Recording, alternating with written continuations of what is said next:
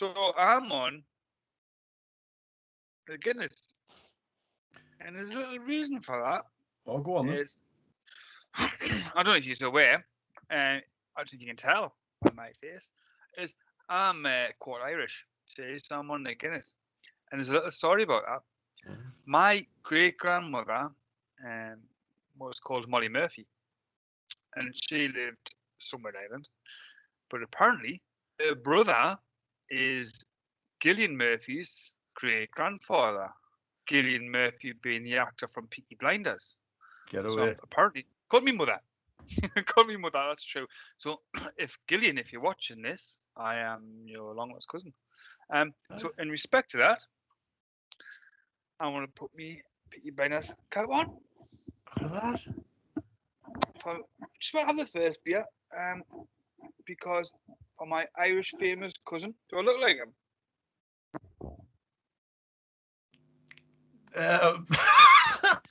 I'm stunned. Do you know that story, George? It's not often when we're sat here that we're lost for words, but at this moment, it's like I really don't know what to say. It's good. I have to say, I do like a fella in a hat. I think if you can carry it off, I do like a fella in a hat. Have like Gillian Murphy or Peaky Blinders, who's a gangster, right? You saying Gillian? Is it not Killian? Oh, Killian, is that his name? Is me cousin? I don't even know his name. I've never actually seen Peaky Blinders. Have you not? My mother is adamant, and we're related to them. Well, there you go. I'm on. I've gone rogue this week, and I'm on the Buckthorn Brewery Stateside IPA. That sounds an expensive IPA. No, it's not from my usual provider, Lidl. It's from their competitors, Aldi. Pound a can. Aldi. Is it Aldi or Aldi? Is Aldi the middle class version of Aldi? Well, I would imagine I'm probably saying it with a middle class bent, because it's kind of, it's kind of how it is, really. It's So, George, what are you drinking? Well, this is going to be really exciting. So, I'm still doing dry January. It's February, George. I don't know. So, I drank all the non-alcoholic beers when we were meant to do this initially.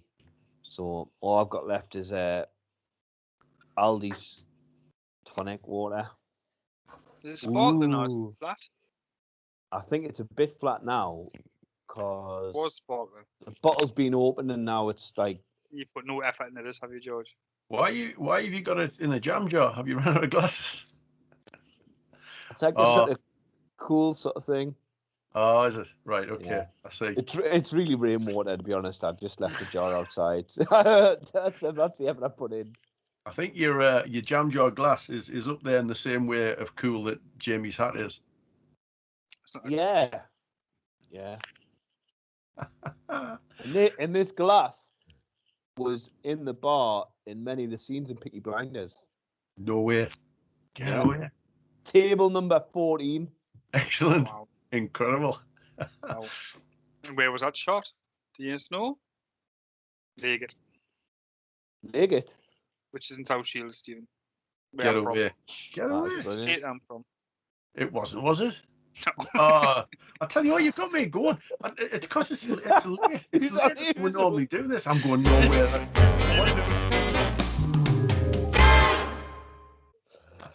So the idea is right. I think we're going a bit off piece this week, but nevertheless, obviously we've done a lot of dead white men, haven't we, up until now?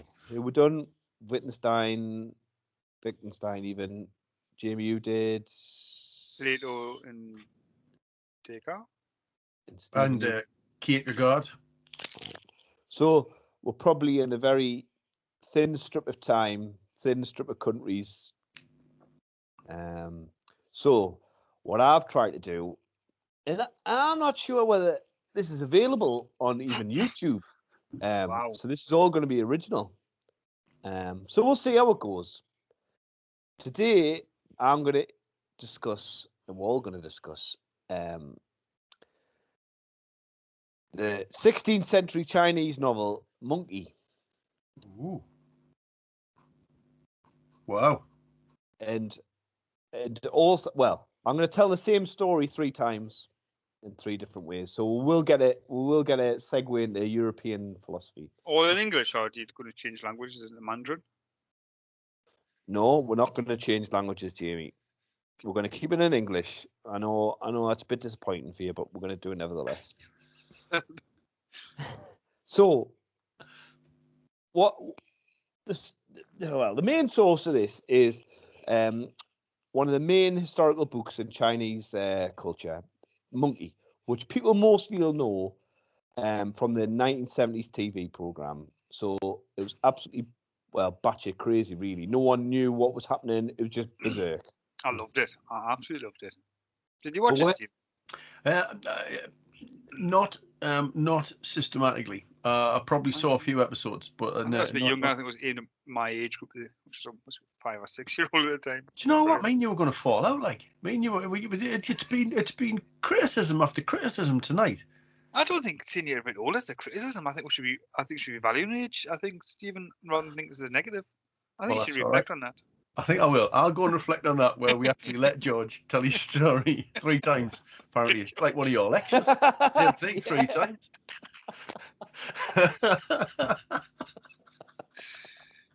This is going to go viral. It is. And then Carl Popper said, Go Popper again, yeah? Right. You're throwing us off. You're throwing us off course. Oh, I need that beer for that. Like Guinness. Right. Let's calm down. Come on. Calm down. Intellectuals. Right. So, this crazy TV program everyone knows, the source material for that is a vast, really important historical book. He's still going. Jimmy's still laughing at the thing. No way. Okay.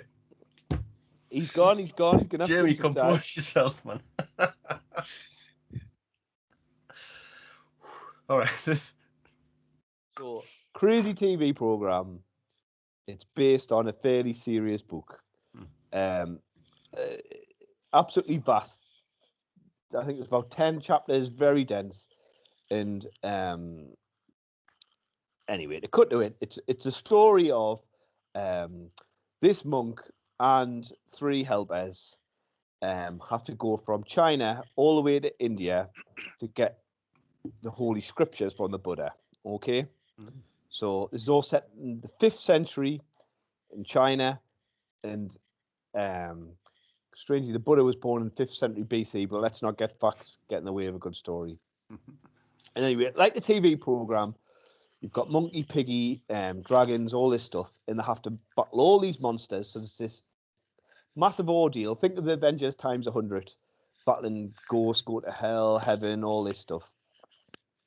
And they overcome all their innate sort of difficulties and the sort of things innate in the character they have to overcome. So monkey's a bit disobedient, piggy's greedy, and they have to overcome this on the journey. Anyway, so cut the quick of it. Monkey, who's the focus of the story, gets to the very end of the journey, and there's Buddha sat there on Vulture Mountain. And basically the Buddha asks, what do you want from me? And the monkey says, well, we need the scriptures, basically. We need the scriptures to take back to China so the people of China can learn the true way of the Buddha and the true sort of scriptures. And what the Buddha says to monkey is, here you go, there you are. But when monkey goes to look at the scriptures, they're all blank, they're all empty. Okay.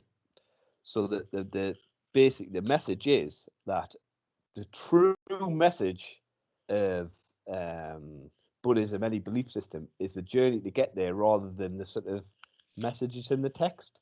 So this is the sort of venerable empty scripture sort of line. Okay. So I'm already thinking for social work, this is the value of your practice education element, being sort of humble enough to sort of accept service user as a source of learning. It's not what you can just give to them. What can you get from the relationship and these things? So you're always learning, always growing in these things. Are you with us so far? Yeah, Just yeah. makes sense. Aye. Aye. The sort of the other way you see this story. So I'm gonna tell the other two ways, but I'll be much quicker. This is historically, in the time of Buddha was alive, there was a monk called Tuchu Patilla. So he's a very proud man, very learned. If there was any debate about Buddhism, he would have the answer. People would go for him for wisdom. He was in control of 10 monasteries. And he went to see the Buddha, and the Buddha said, oh, hello, venerable empty scripture. And he'd say goodbye, venerable empty scripture. And then basically he would ask him, why do you call us that? And he goes, well, you're full of learning, but in your heart, you're not there. You're just the same as someone that's never studied. So you've got no will, you've got no true sort of practice in you. He goes to find a teacher to teach him the right way, like sort of enlightenment. And all the other teachers said, well, there's nothing we can teach you. You're already so wise. And basically the story is he has to find a novice. And the novice says, well, I'll happily train you, but you're going to have to do everything I say. And you've got to imagine him there in his full garbs, fancy robes and things like that. And the novice says, well, for starters, I want you to run into that bog.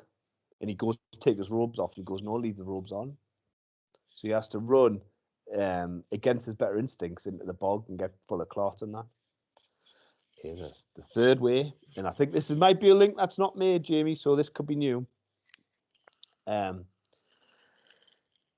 Ancient Greece now, the philosopher Crates, or as Stephen would say, Bill and Ted, Crates. And his teacher, who was his mentor, Jamie, the first philosopher we ever spoke about. Plato? No, like we us two, 10, 15 years ago. Socrates? Diogenes. Oh, Diogenes! Wow, wow, what a fella. Anyway, so Diogenes.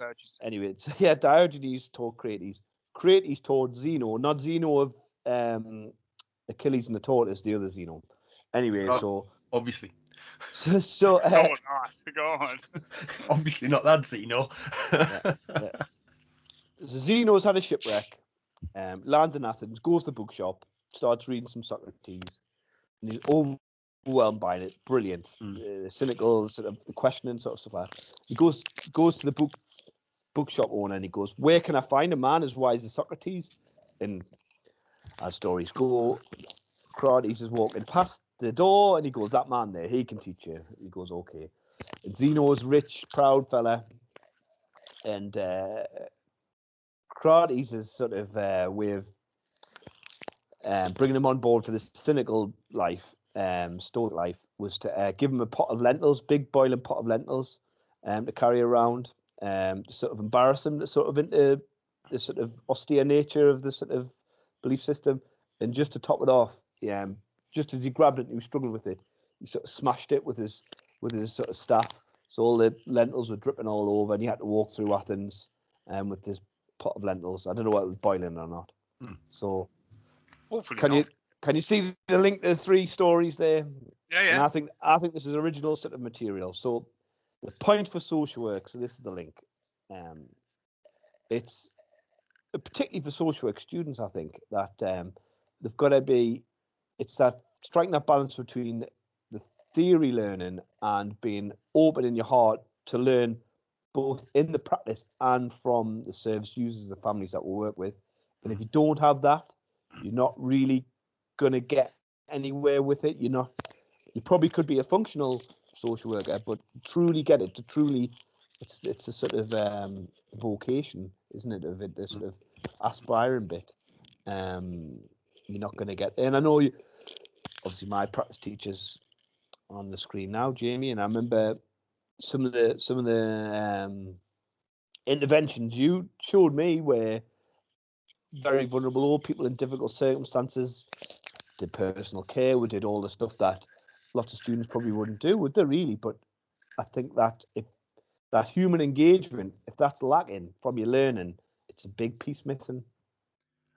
I think when students qualify and go off into newly qualified posts, I think they beat themselves up a lot because they don't have maybe what they feel is the kind of right sort of knowledge, because they think that they're qualified now, so they should know everything. And I think the point is that the qualification, in my view anyway, the qualification simply kind of gives them the key to the door, so they can then launch themselves into social work practice and become social workers, you know, rather than they are now a social worker and they can just crack on with the job. So I think that idea of getting to the end of their journey as a student and then discovering actually that the page is actually blank. I like that kind of analogy because I think that is true. I think they've got a whole body of knowledge that they now need to reinterpret into the real world of practice. And I think when they struggle to do that, they feel it's some sort of personal failure. And then you add that into the fact that they don't understand systems and don't understand what they need to do within the structures that they have to work in. I think that's probably where a lot of tension comes for students immediately after qualifying in their first job. So if they kind of accept that they've got what they've got, but actually the page is blank and they need to fill that page themselves, become the practitioner that they want to be, become the practitioner, you know. I remember I tell them this story quite a lot, that I sat there when I became a social worker, sat there for the first few weeks, a couple of months, thinking somebody will tell me how to do this. And of course, nobody told me how to do it. I had to figure out myself what sort of social worker I wanted to be. So I think that's what resonated with me with the whole journey, and then being presented with a blank page. And I think that's a tough thing for students to kind of manage, because I think also practitioners think that students are more able at the point of qualification than they actually are. And I mean that in the nicest possible way about students that graduate. I got something different from that, but from what you've just said, I've kind of thrown this in a completely different direction. I think as a newly qualified social worker, I can definitely speak for myself and most other new qualified social workers I speak to, is there's this myth that, you know, you're going to know it all at one point in your career. And bringing this back to, you know, the monkey who reaches the end of his journey is some people actually believe they know it all. Very career-minded social workers. Sometimes, not all career-minded social workers, I'm not criticizing them. But some people think, I know it all now, I need to advance and do something differently. I don't think you can ever know it all. I think you've always got that blank page. You can never know it all because we're dealing with human beings and human being behavior is so complex. You can't know it all. I think you reach a stage in your career when you realize that is, I don't know, I will never know it all. So I will continue to be a reflective practitioner. And I think once you reach that stage in your career, you become a really good social worker. So you're not striving for this knowledge all the time. I think you're striving to understand yourself through social work. And I think those people who strive for knowledge and don't reflect on that journey and believe they have gained that knowledge become, you know, that person who think they filled in the book. And the book is George quite rightly says, from the Buddha is blank. And I think that's where we need to take this, is that there's a wisdom in not knowing. There's a wisdom in that search, isn't there? Rather than thinking there's a wisdom. The wisdom must be this knowledge. I'm social. I've been up for so long, and I know my area inside and out. So I think there's an area of like almost professional knowledge. So there's a professional knowledge of the legal systems and the systems and the theories that we do know as social workers, but we should know kind of them in a broad sense when we qualify. But with how they interact and how they interplay with the people that we'll work with, we will never know, because they interplay and interact very different to every single person, don't they? Because everyone's brain is so different. So there's never an end to the journey, is the thing, isn't it? That's the thing. There's never an end to the journey. There's no destination. It's continuous and ongoing. Yeah. No, I think that's really good, that, Jamie. I think what I was thinking when you were talking there is that I wonder, and this is on the negative side, I'm not it just sprung to my mind. I wonder. I've met a lot of social workers where I feel that sort of that part of the brain, or more even deeper than that, has just got switched off at some point. That not that I'm the finished article. It's not that. I know enough to get by now. There's no more. You can't teach. Well, you can't teach an old dog new tricks. That's me done. I'm just going to keep on going in this direction, and this sort of, well, I'll just do my assessments, take my cases, and just go through it, sort of thing. And I often use the sort of link. You wouldn't accept that from any other real profession, would you? Really, you wouldn't accept the sort of the doctor. Oh yeah, I don't read about the new medicine. I don't really go into that. I don't know. Would you? I mean, is there some old-fashioned GPs who I don't know, or dentists who just think this is what I know and it's right. Vets, and there's those who are quite dynamic and think, no, I'm looking for some new change. I don't mean so dogmatic that I won't consider anything new, but generally their practice hasn't really changed that much. They'll change it a little bit now and then because it kind of fits in with what they know. But I don't know. I think I wouldn't be surprised we'll find that in every profession, George. I think more so. I probably use that as people would just go to somebody else. Say you wanted a new treatment, you just go to a different doctor.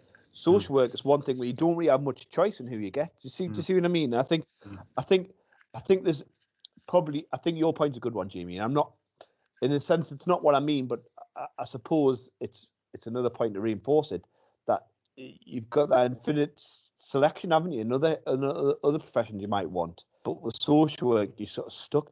And if you're stuck with somebody that's not willing to sort of budge, if they're written in stone, that's pretty brutal, isn't it? Because you're if I'm these families, but if I'm the bad family, I'm being judged on your history rather than freshly judged, aren't I? Really, I suppose that's part of it. I'm going off your case history and all the past, rather than having any case history and a bit hope that you're going to change. I think the cynical person I'm talking about is, well, I've done it 100 times before, and I could keep on going like that. Do you see what I mean, Jamie? I'm not. Maybe the doctor one was a bad example. I've seen this before, and this is the outcome. And because I'm treated, that's the outcome. That's the way it's going to happen. And I think that's because people become immersed in systems. They become immersed in the process and forget.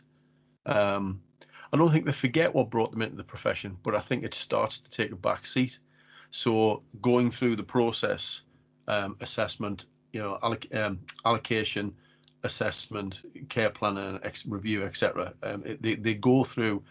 I think there's a risk that people become disconnected and immersed in process, so they start to process people rather than seeing them as unique individuals, and I think that's a real risk. And I think, to be fair to everybody practicing, I think sometimes that's because of the demands of caseloads and the profession. It must be really easy to kind of lose sight of all of that underpinning value kind of base and enthusiasm that you had when you maybe first started being a student, because I think it's a very difficult profession because of the processes that people become fixed in. And I think it's that fixedness in a process that could be the problem, maybe. Are you seeing that the processes that social workers find themselves in, because of the external structures that surround them, influence how they work with people? So they become process driven as well. So the external structures say, no, this is a process which kind of erodes critical thinking almost. And does that actually transpose itself onto the work that we're doing? So it's kind of like twofold. So no, this is a process that we need to do, and my thinking becomes process driven because the external structures that drive what I do next are process driven. Does that make sense there? I think that's very much a risk, and I think it's a bigger risk when people are so busy that they don't get that time to stand back and be that critical, reflective practitioner.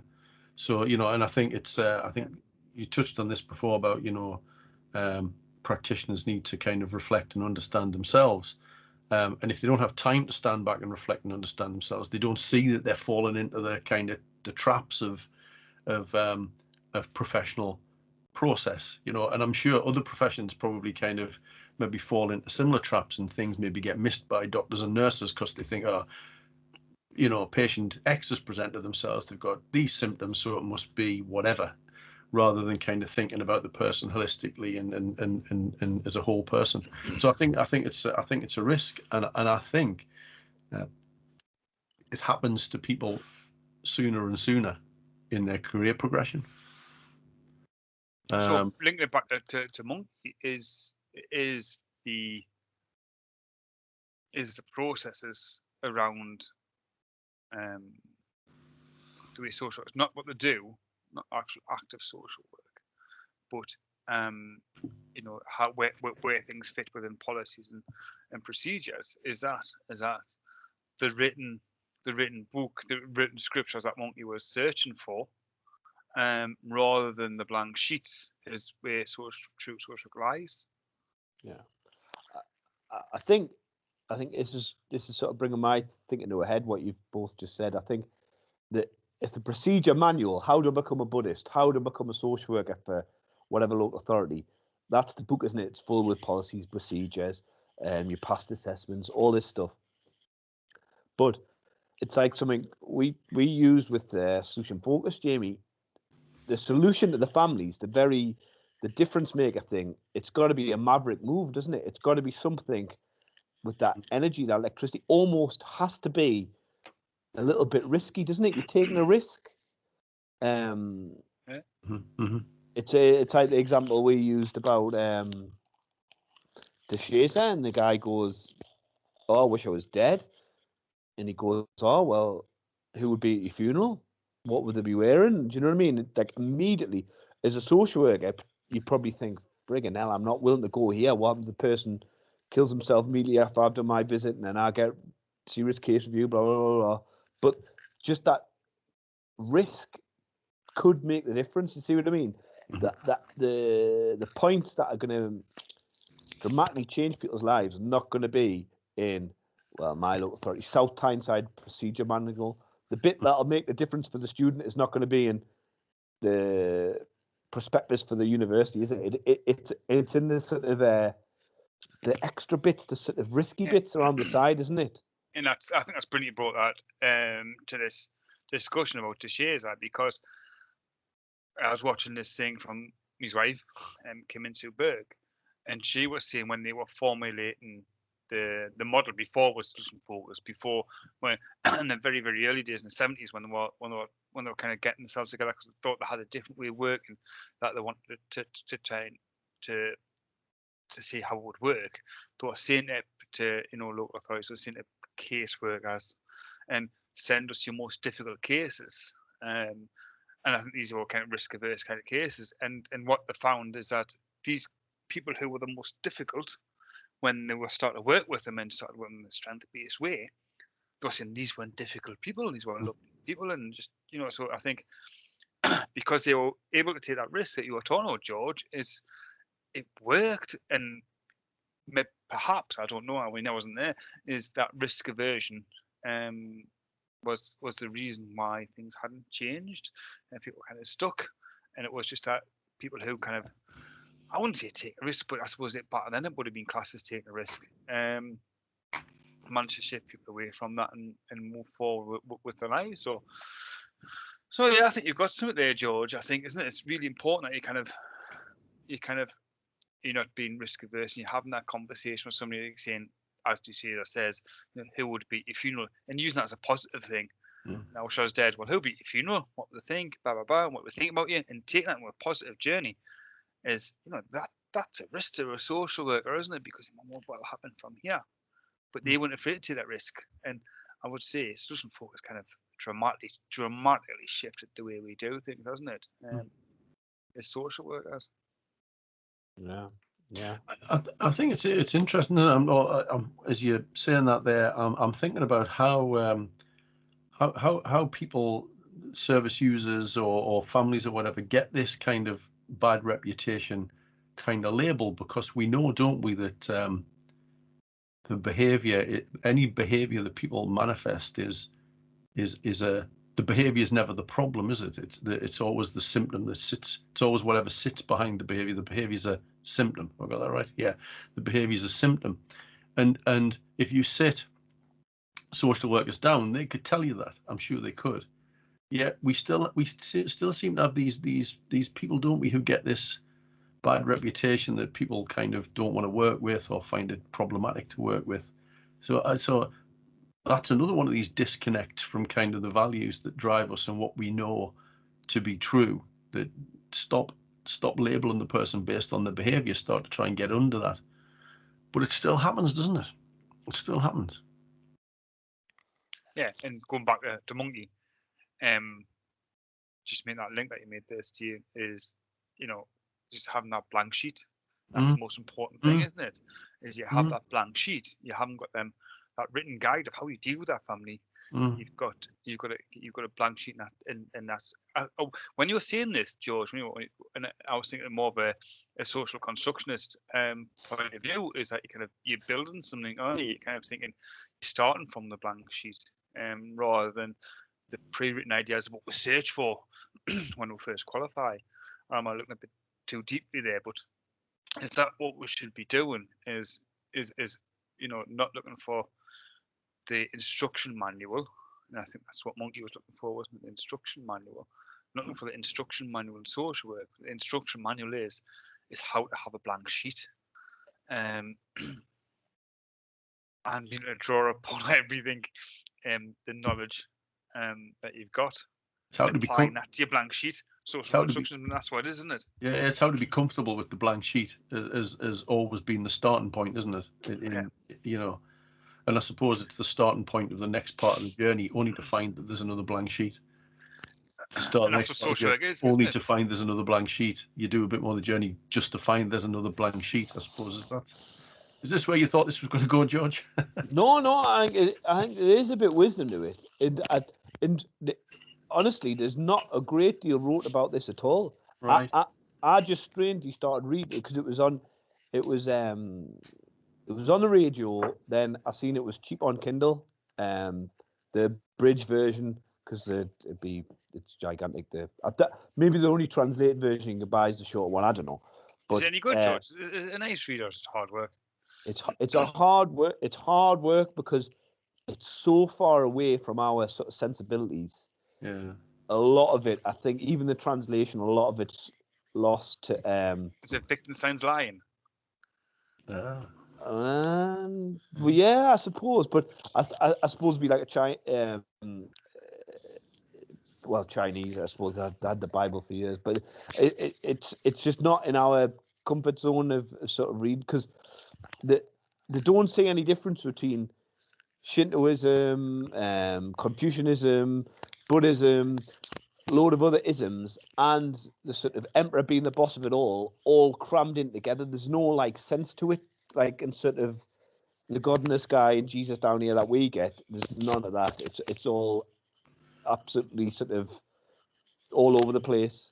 Yeah. I'm interested in this fella covered in lentils, walking through the streets of, was it Athens? Was he walking through the streets of Athens? Is that where he was? Yeah.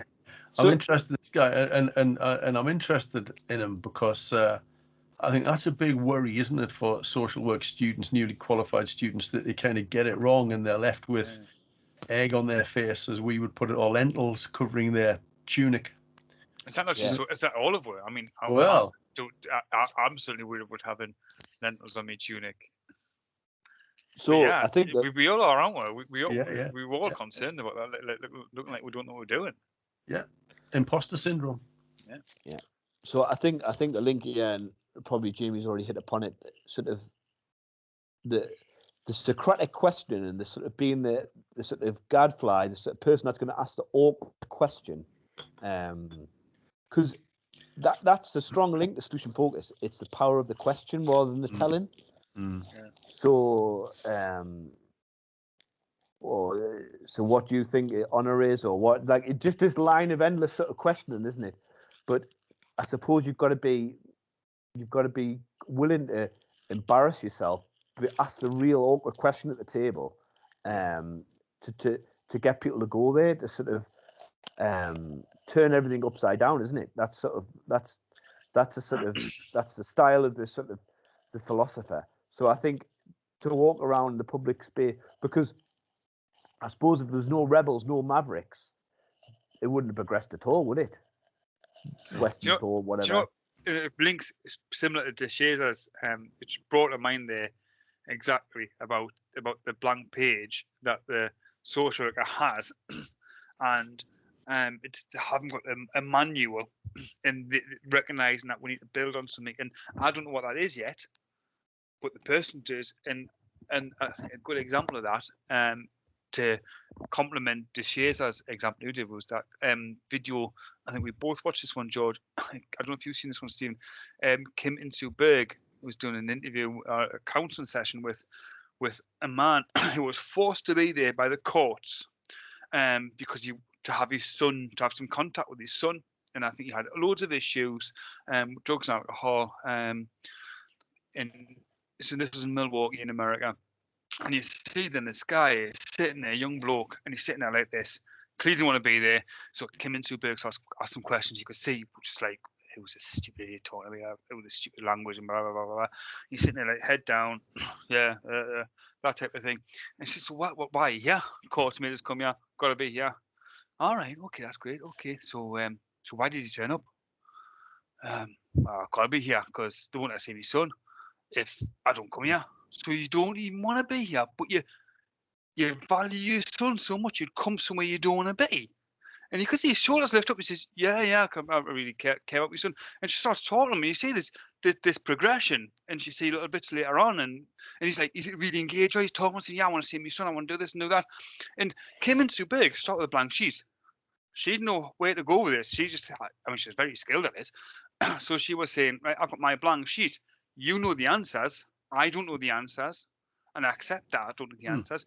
You do. And she started going on that journey. And if you watch this video, this is real. This happened.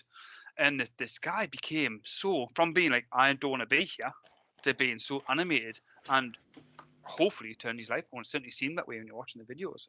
But yeah, and I think that's what we do with social, isn't it? Except that sometimes we're going into a situation with a blank sheet, and we have the skills that we have is to kind of help bring somebody out, and we don't have this instructional manual on how to be a great social worker. It's accepting that we have a blank sheet.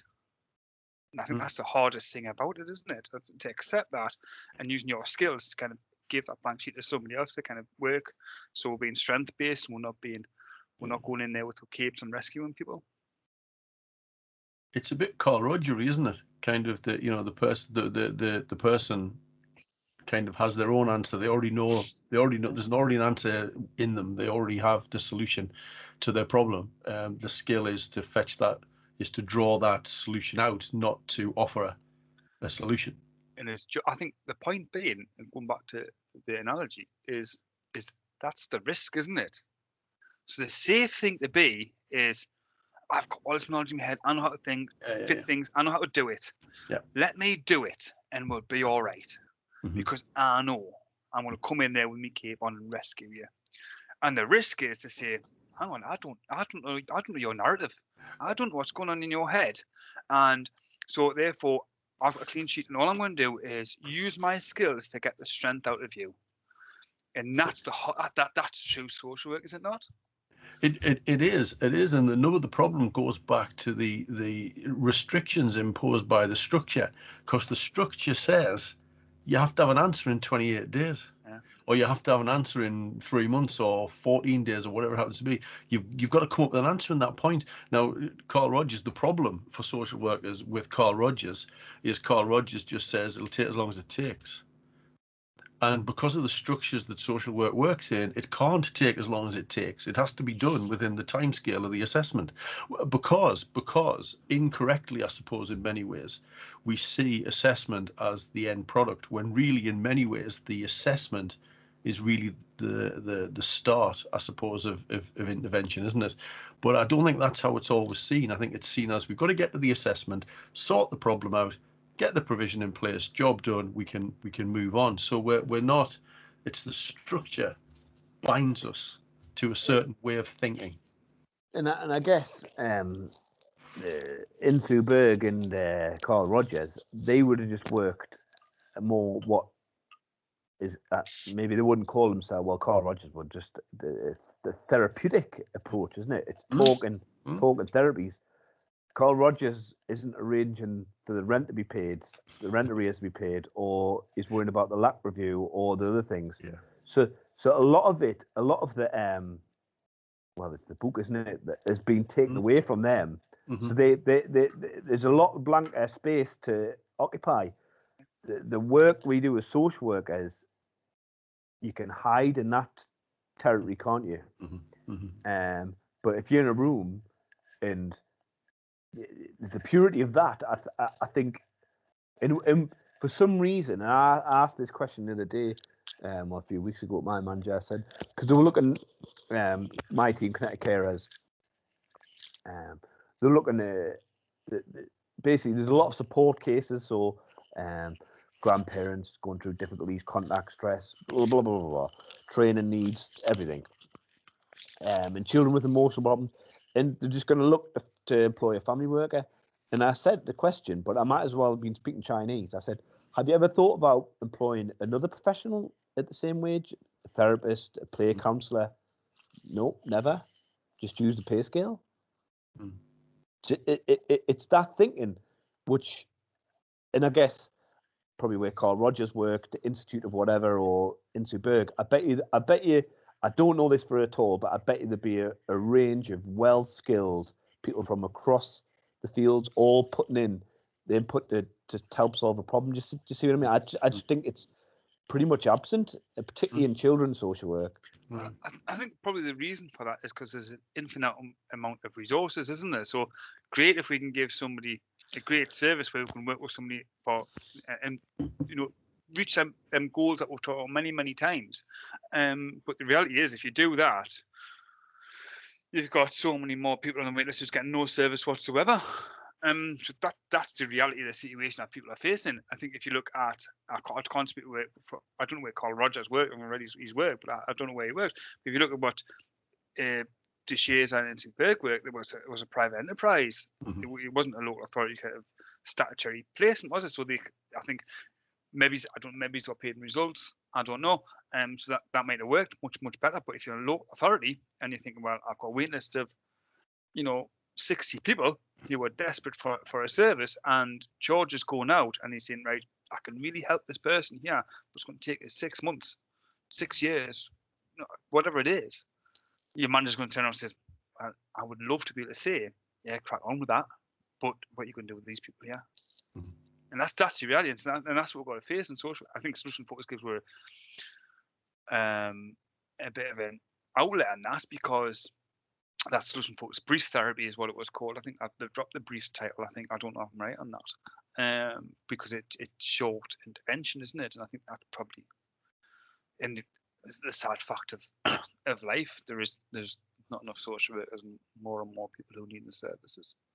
But I don't think that should stop. We're trying to go in and have that strength-based approach, because I think that's what we've come back to, isn't it? Am I right in thinking that this analogy is led with to strength-based practice rather than social work-led practice? Would that be right? I think there's a bit in there about social work. It's always that conundrum: is social work science or art, isn't it? And I think social work is art. I think it relies on skills that need to be used creatively, and we're not. Social workers are drawn away from using their skills creatively to using them scientifically, using the term scientifically to mean process kind of thing. You know what I mean? You need to do it in these steps, rather than just go and see what the right thing is to do for the person and work creatively with them. And I think that's an important point to raise, isn't it? Because when we look at market assignments and things like that, we are looking for creativity, because that's where intelligence lies. It lies in creativity, isn't it? Because you'll have somebody said this, somebody said that, and they're making some connection, and that connection's intelligence, and that connection's creativity, and that's what social work is, isn't it? Is making, because it's bringing it right back to where you started from, George, isn't it? Is that journey, isn't it? Is that creativity brings you that blank page, because if you just have the crib sheet, what Monkey was looking for, the instructional manual on how to be a Buddhist, is that knowledge, but that's not what he found, because it's creativity is in applying that knowledge and using it. So that's where the intelligence lies, and the intelligence lies in his blank sheet. Well, is creative thinking and critical thinking are they not two very similar things? Or the same? Or the same thing? Yeah, I would say so. Because it's otherwise, that a computer as intelligent is not. Yeah. You calculate as intelligent. You watch as intelligent. They are not intelligent. Mm. They know things. My encyclopedia, which we don't have anymore, but encyclopedias aren't intelligent, are they? It's full of knowledge. You can have somebody. I've worked with people with quite severe, profound learning disabilities, whose level of knowledge was absolutely profound. Knew everything, and knew one bloke, and we used to work in a day center way back in the probably early 90s, mid 90s. I'm not, yeah, no, early 90s, yeah, and probably late 80s. And anything that come on the radio, soon as it started to play, it would say the name of the artist, the name of the song, and when it was released, to the matter of the weeks. And so we had a great amount of knowledge about it, but no great amount of intelligence regarding that subject. So knowledge and intelligence are two very, very different things. How you bring them together. Yeah. If you ask them the question, what does that song mean to you, and what do you think it means to other people, and what do you think the themes of the song are, to be like a zero sort of thing. Yeah. I mean, you got a lot of benefit from it, and absolutely fascinating to talk to. Lovely bloke, but you wouldn't be able to do them things, but he could tell you. And you sat next to a bloke who could draw the most amazing things he had seen. But there's no shade in the way. I found that fascinating. He could draw things almost to a mirror image of something like a building and stuff like that. It was very no shade, nothing. But the accuracy was absolutely phenomenal. But the depth to it wasn't. No subtlety, no. Yeah, no, that's what it is, and it was right. Brilliant people. But is that where the knowledge it takes? Well, I don't know. I think you stopped with silence there, Jamie. That one. I think I've just overthought that and just went in a different direction. I think. I apologize. It's a skill. The overthinking. It's a skill. You bring with. One thought that was going in my head when Stephen was talking before is, I often think social work's in this trap, and we sort of played around with by bringing in Carl Rogers, that what are this sort of generalist profession. I don't want to say this, but it's sort of true. The really good theories aren't really social work. It's all borrowed from everywhere else, by and large. And when you lay on top of that, what we've been discussing, that will work with the most vulnerable people, that we're chained to local authorities that just give her the procedure book, the full text on top. It sort of leads you down the line of surrendering a little bit, doesn't it? Because I think the example, the sort of hackneyed example is the social worker submits its assessment to the court about the family. It gets cross-examined for 2 days. The psychotherapist comes in, or the psychiatrist, about mom. That report's done. It's just seen as gospel truth, never questioned, because why would you do that? It's never pulled apart. And you think, well, that just doesn't be right, can it? Yeah, I'm going to give you a bit of hope here. Because when social work is done right, and I think this happens on the vast majority of times rather than the minority. I think we're kind of focused on the minority. I think we do is the three were. When it's done right, it's almost saying, when we start with that blank sheet and we're not looking for that instruction manual, is the person has getting themselves out of the situation that they're in with the support from us, and they move on. And that happens quite a lot. And then, but we give credit for that to the person. Is that not a social skill to get that out of the person? And is that what we should be looking for, rather than thinking, aren't we brilliant because we fixed somebody? Should we saying, aren't we brilliant because we didn't fix somebody? They fixed themselves. And I think we do that so many times when we don't give ourselves credit for it, because it happens. It just happens. Thinking, all right, yeah, they've moved on, but I didn't do much. They must have done it. You did a huge amount because you knew exactly the amount of level of intervention that was needed in that situation, and they were able to go off and do what they needed to do. But we don't give ourselves credit for it, and I think that's where social work, and I think that's why serious case reviews they do happen. We know they do happen, but they're rare. They're rare, but they're the ones that catch the public imagination, aren't they? That's the problem, and I think maybe we kind of fall into a similar trap of talking about all the kind of the negatives. And you're right, there is a lot of positive social work out there, and one of the things I was minded of as you were talking there was this thing that a colleague of mine who comes in and does lectures with us said you won't ever get thanked for what you've done, and that's the way that it should be. So what are the takeaways? I thought it was absolutely a brilliant analogy, and I do get a lot of social constructionism out of that.